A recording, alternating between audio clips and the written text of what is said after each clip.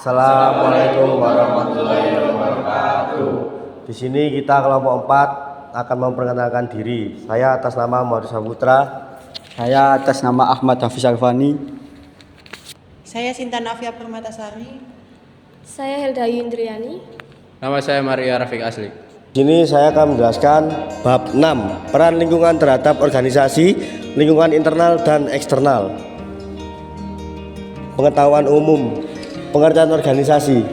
Organisasi adalah sekumpulan individu yang memiliki berbagai kepentingan yang sama. Menurut James D. Money, organisasi adalah suatu perserikatan manusia yang dibentuk untuk mencapai target atau tujuan yang sama. Pengertian lingkungan adalah keseluruhan kondisi fisik suatu kawasan yang mencakup keadaan, sumber daya alam, tanah, air, mineral, energi surya, flora, dan fauna, termasuk kelembagaan yang mencakup hasil ciptaan manusia seperti keputusan bagaimana menggunakan lingkungan fisik tersebut. Pengertian lingkungan organisasi. Lingkungan organisasi adalah salah satu faktor dan objek yang berinteraksi dan dapat mempengaruhi sebuah organisasi serta juga dapat dipengaruhi oleh perilaku yang terjadi di dalam organisasi itu sendiri serta akan mempengaruhi dan berdampak pada operasi perusahaan atau organisasi. Secara umum, lingkungan organisasi dibedakan menjadi lingkungan internal dan eksternal. Lingkungan eksternal dalam organisasi, lingkungan eksternal organisasi mikro yang berkepentingan langsung adalah pihak yang mempengaruhi organisasi dari luar organisasi tersebut. 1. Pelanggan, 2. Pemasok, 3. Pemerintah, 4. Kelompok khusus, 5. Media, 6. Pesaing. Lingkungan internal dalam organisasi. Lingkungan internal organisasi adalah semua pihak organisasi yang memiliki kepentingan langsung dengan organisasi secara internal dari dalam. 1. Karyawan, 2. Pemegang saham. Di sini ada variabel sosial budaya. Dimensi sosial budaya meliputi karakteristik demografi, norma, nilai-nilai, dan kebiasaan masyarakat tempat organisasi beroperasi. Karakteristik sosial budaya antara lain distribusi, geografis, dan kepadatan penduduk, serta usia dan tingkat pendidikan. Profil demografi merupakan landasan bagi angkatan kerja dan konsumen di masa mendatang. Perubahan gaya hidup mempengaruhi komposisi, lokasi, dan harapan perusahaan, pemasok tenaga kerja, dan pelanggan.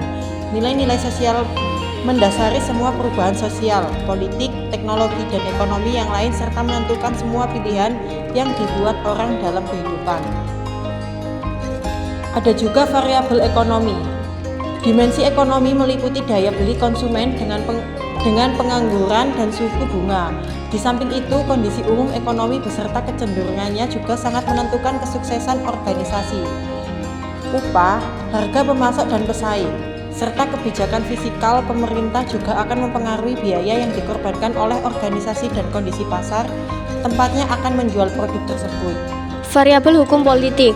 Dimensi hukum politik meliputi peraturan pemerintah serta aktivitas politik yang mungkin mempengaruhi suatu organisasi. Apakah suatu badan pemerintah akan bersikap lebih keras ataukah lebih lunak terhadap manajemen perusahaan yang berkepentingan sama dengannya? Apakah undang-undang yang menentang penggabungan industri akan diberlakukan secara kaku ataukah diabaikan? Semua pertanyaan tersebut menyangkut variabel politik dan jawabannya tergantung pada iklim politik yang ada. Variabel teknologi. Dimensi teknologi merupakan perkembangan baru suatu produk ataupun proses dari segi ilmiah dari teknologi berbasis ilmu pengetahuan yang mempengaruhi aktivitas organisasi. Saat ini, jaringan komputer, internet, video conference, handphone, mesin faksimil, dan laptop dinilai sebagai peralatan minimum dalam menjalankan bisnis. Kemajuan teknologi yang kini memungkinkan setiap orang untuk mengakses internet juga turut mengubah sifat persaingan dan hubungan organisasi dengan pelanggannya. Selain lingkungan internal dan eksternal domestik, perusahaan juga perlu memperhatikan pengaruh berbagai kekuatan global terhadap pencapaian tujuan perusahaan. Hal ini terutama diperlukan oleh manajer di perusahaan berskala luas yang telah go internasional. Yaitu 1. Ada strategi, struktur, dan persaingan perusahaan. 2. Kondisi permintaan.